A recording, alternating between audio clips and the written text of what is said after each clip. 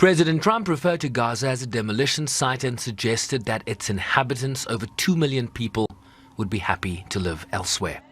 I think Jordan and Egypt will, I know they've spoken about it with you, and they say they're not going to accept. I say they will. But I think other countries will accept also. I think that Gaza maybe is a demolition site right now. If you look at Gaza, it's all, I mean, there's hardly a building standing, and the ones that are going to collapse.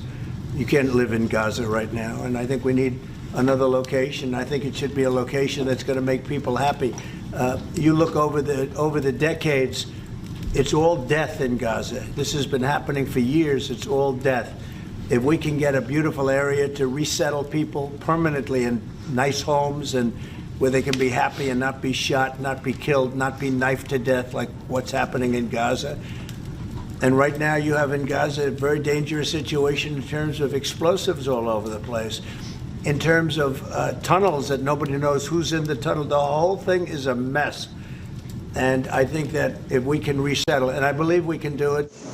On Saturday, a joint statement by 6 Arab nations reiterated a demand for the implementation of a two-state solution and warned that plans to resettle Gaza's population threatened the region's stability and risked expanding the conflict. A view echoed by Palestine's ambassador at the United Nations. Egypt gave a clear answer, Jordan gave a clear answer, and the answer rejecting displacing the Palestinian people from the Gaza Strip. And also the 6 ministers from Saudi Arabia, from Egypt, from Jordan, from Qatar, from United Arab Emirates and Palestine issued a statement just 2 days ago not accepting and rejecting any notion of displacement of Palestinians of outside the Gaza Strip. Our country and our home is the Gaza Strip. It's part of Palestine. We have no home.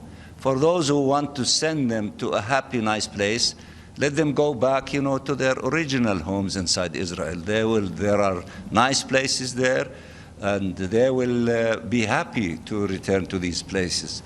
But in the meantime, our homeland is our homeland. Thank you very much. The Israeli Prime Minister asked if he supported going forward with the 3-phase ceasefire deal.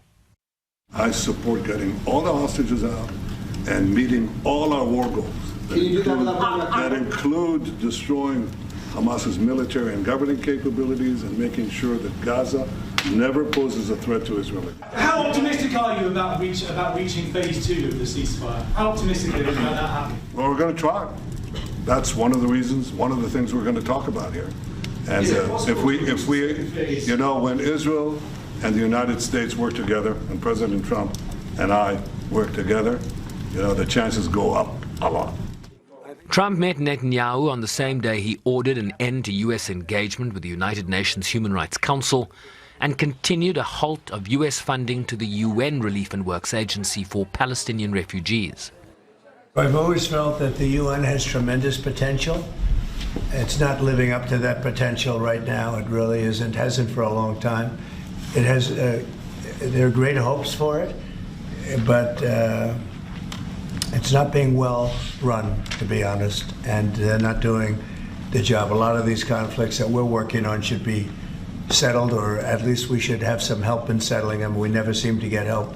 That should be the primary purpose of the UN, the United Nations. And again, it's got great potential, and based on the potential, we'll continue to go along with it, but they got to get their act together. Trump earlier this month ordered the United States to withdraw from the Paris Climate Change Agreement and the World Health Organization, moves he also made during his first term in office. Sherman Bryce-Pease, SABC News, New York.